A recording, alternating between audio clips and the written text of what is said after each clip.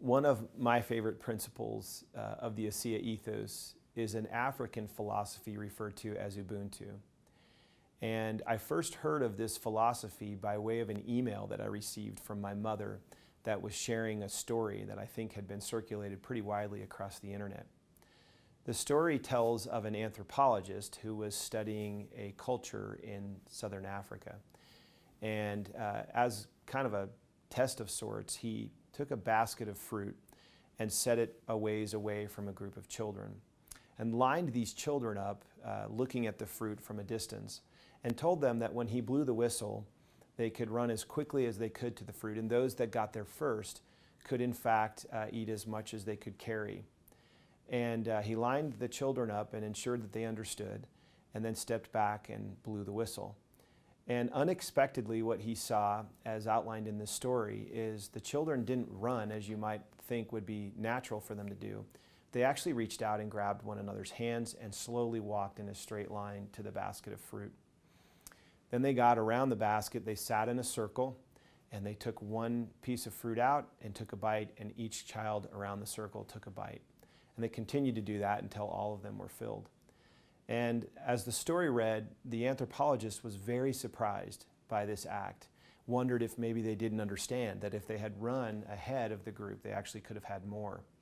And he asked one of the children, how is it possible that you all knew to do this and actually behaved this way? And one of the children said, how can we be happy if one of us is sad? And then he said the word Ubuntu. After reading that story, again, I'm constantly thinking about the ASEA Ethos and where core principles that we can teach can make a difference in helping us to build a unique culture and ethos here. And I started to research this notion of Ubuntu. And I learned that the African word Ubuntu and the philosophy actually stretches across several different countries and actual cultures there. But it's most effectively translated into English in a very simple phrase that says, I am because we are. And I found myself pondering that. That's a very powerful phrase. Ubuntu means I am because we are. It doesn't mean that I am because I am, which might have been the notion or the philosophy that would have compelled a young child to run faster ahead of everyone else, focused on the I am. But it actually signals that as people, we recognize that not one of us is independent of another, that we depend on each other, and we're committed to one another. And that's the power of this notion of I am because we are, or Ubuntu. I actually spent a fair amount of time researching this, and I found some beautiful quotes by African leaders and philosophers that understood this. One of my favorites is from Reverend Desmond Tutu. Speaking on Ubuntu, he said, Ubuntu speaks of the very essence of being human. We say, hey, so-and-so has Ubuntu. Well, then you are generous, you are hospitable, you are friendly and caring and compassionate. You share what you have. It's to say, my humanity is caught up and is inextricably bound up in yours. We belong in a bundle of life.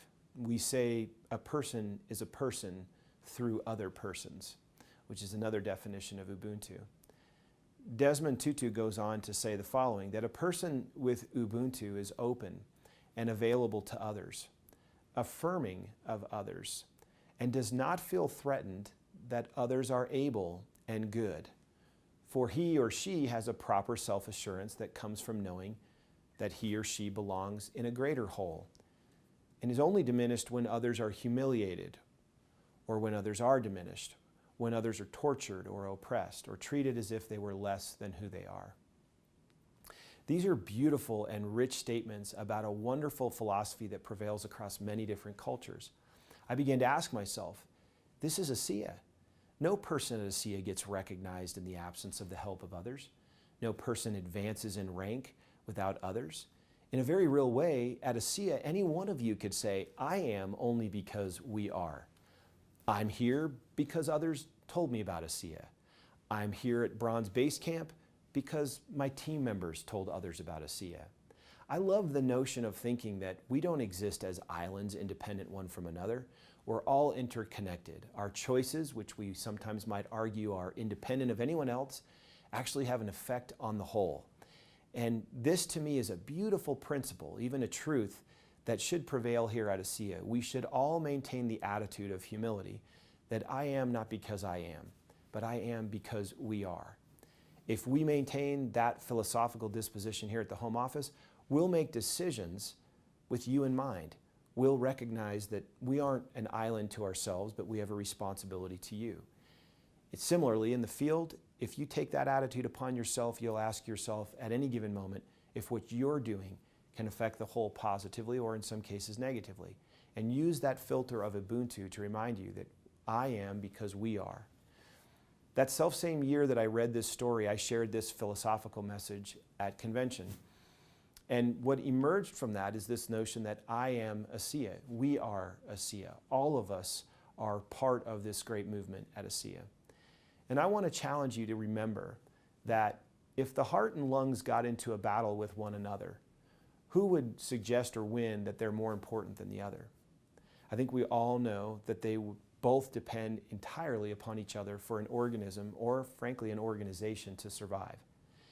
You in the field are the heart of this company, and we may represent the lungs, but we're both absolutely vital organs in this organization. And if we can maintain this beautiful philosophy of Ubuntu as a core principle of the ASEA ethos, I think we'll all understand that none of us exist in the absence of the others, that I am because we are and you are too. So in summary, remember where Ubuntu fits in the ASEA ethos.